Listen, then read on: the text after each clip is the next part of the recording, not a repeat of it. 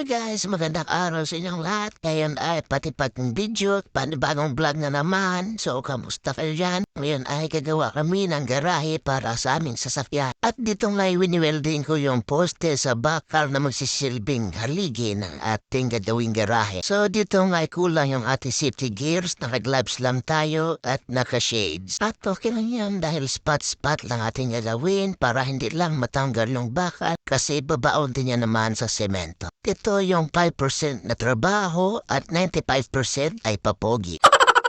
At dito nga'y panggurula ko sa panday namin kasi inaagawan ko siya ng trabaho. 4 na taon na pala itong video na to, mayroong lang i-upload kasi wala na akong may content. At ang purpose ng video na to ay i-flex ko lang sana yung buhok ko na bagong ribbon. Yung pormahan ko dyan ay akala mo kung sinong magaling pero papugi lang naman din. Yung tipo na walang skills, walang talent, sadyang pugi lang talaga.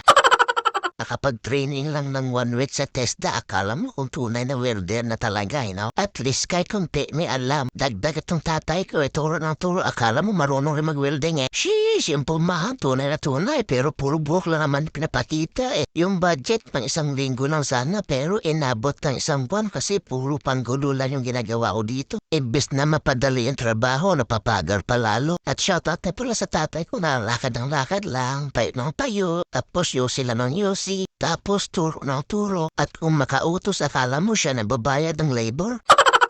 At mauna pa ang magkape pag break time na. Yung nakatayo lang siya pero siya pa yung gutom. Wala siyang ginagawa tapos siya pa yung pagod na pagod. Tapos magagalit pa yan pag yung tinimpla mo na kape madelay.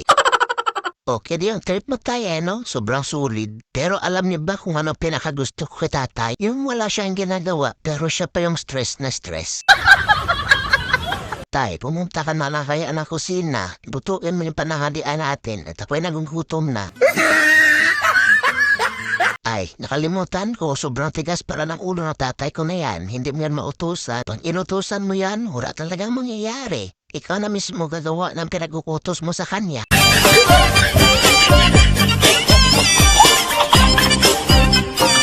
At habang pinagpapatuloy ko yung pag-welding, biglang naalala ko na may niluluto pa pala akong ulam para sa pananghalian namin mamaya. Kaya hanggang dito na lang muna tayo guys kasi magluluto pa ako. At hanggang sa muli, paalam!